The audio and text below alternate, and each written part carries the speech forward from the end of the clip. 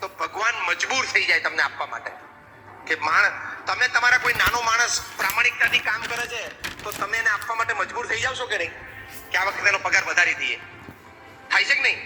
તમને એમ થાય છે કે નહીં ચલો આ વખતે દિવાળીએ જરા એને એક્સ્ટ્રા બોનસ આપીએ? માણસે કામ કર્યું આ વર્ષે, એવું તમને પણ કોઈક તમારો નાનો માણસ હોય જે નિયમિત તમે 9 વાગે કીધું હોય તો 9 વાગે આવીને ઓફિસ ખોલી નાખે, કચરા પોતા કરી નાખે, દોડાદોડી કરે, 2 જગ્યાએ તમે મોકલો તો બપોરે 2 વાગે દોડી આવે, ખાતો ઇમરજન્સી આવી તો જમતો ઊભો થઈને ભાગ્યો હોય અને સાથે તમને વફાદાર રહ્યો હોય કે 5 રૂપિયાનું આગુ પાછું ના કર્યું હોય, એવા માણસ પ્રત્યે તમને લાગણી રહેશે કે નહીં? હા કે ના?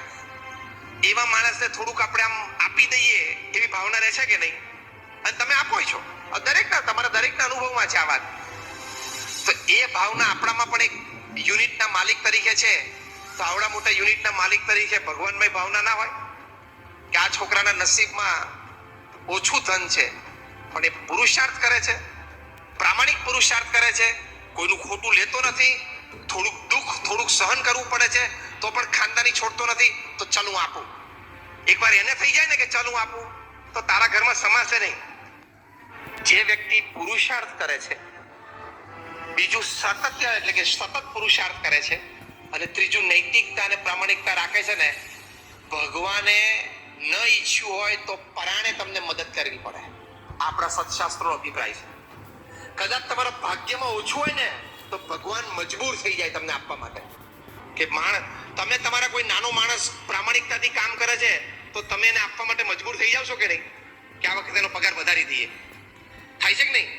તમને એમ થાય છે કે નહીં ચલો આ વખતે દિવાળીએ જરા એને એક્સ્ટ્રા બોનસ આપીએ? માણસે કામ કર્યું આ વર્ષે, એવું તમને પણ કોઈક તમારો નાનો માણસ હોય જે નિયમિત તમે 9 વાગે કીધું હોય તો 9 વાગે આવીને ઓફિસ ખોલી નાખે, કચરા પોતા કરી નાખે, દોડાદોડી કરે, 2 જગ્યાએ તમે મોકલો તો બપોરે 2 વાગે દોડી આવે, ખાતો ઇમરજન્સી આવી તો જમતો ઊભો થઈને ભાગ્યો હોય અને સાથે તમને વફાદાર રહ્યો હોય કે 5 રૂપિયાનું આગુ પાછું ના કર્યું હોય, એવા માણસ પ્રત્યે તમને લાગણી રહેશે કે નહીં? હા કે ના? એવા માણસને થોડુંક આપણે આમ આપી દઈએ એવી ભાવના રહેશે કે નહીં? અને તમે આપો છો તમારા દરેકના અનુભવમાં છે આ વાત.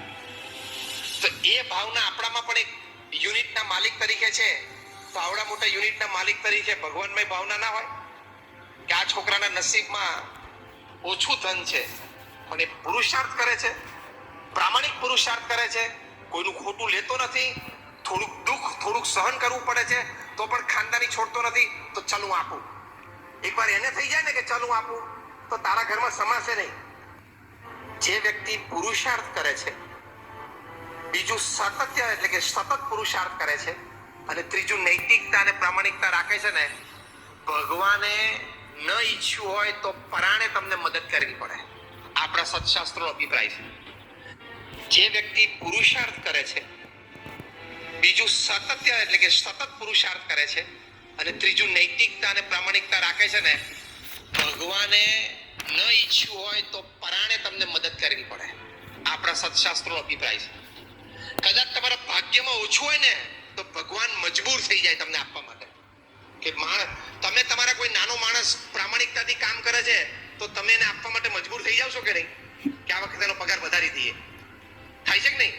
તમને એમ થાય છે કે નહીં ચલો આ વખતે દિવાળીએ જરા એને એક્સ્ટ્રા બોનસ આપીએ? માણસે કામ કર્યું આ વર્ષે, એવું તમને પણ કોઈક તમારો નાનો માણસ હોય જે નિયમિત તમે 9 વાગે કીધું હોય તો 9 વાગે આવીને ઓફિસ ખોલી નાખે, કચરા પોતા કરી નાખે, દોડાદોડી કરે, 2 જગ્યાએ તમે મોકલો તો બપોરે 2 વાગે દોડી આવે, ખાતો ઇમરજન્સી આવી તો જમતો ઊભો થઈને ભાગ્યો હોય અને સાથે તમને વફાદાર રહ્યો હોય કે 5 રૂપિયાનું આગુ પાછું ના કર્યું હોય, એવા માણસ પ્રત્યે તમને લાગણી રહેશે કે નહીં? હા કે ના?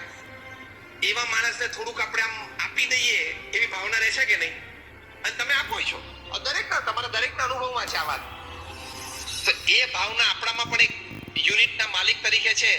તો આવડા મોટા યુનિટના માલિક તરીકે ભગવાનમય ભાવના ના હોય કે આ છોકરાના નસીબમાં ઓછું ધન છે પણ એ પુરુષાર્થ કરે છે, પ્રામાણિક પુરુષાર્થ કરે છે, કોઈનું ખોટું લેતો નથી, થોડુંક દુઃખ થોડુંક સહન કરવું પડે છે તો પણ ખાનદાની છોડતો નથી, તો ચાલ હું આપું. એકવાર એને થઈ જાય ને કે ચાલ હું આપું તો તારા ઘરમાં સમાશે નહીં. જે વ્યક્તિ પુરુષાર્થ કરે છે,